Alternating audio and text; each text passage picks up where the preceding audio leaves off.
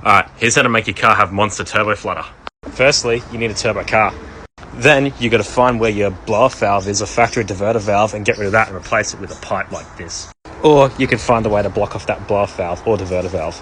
And then, instead of being sensible and fitting a pipe that's the correct size like this, which is garbage because it only sounds like this.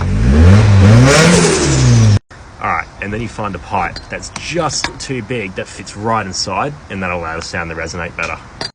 If you have an airflow meter sensor, you can just put it right on the end here before the pod filter.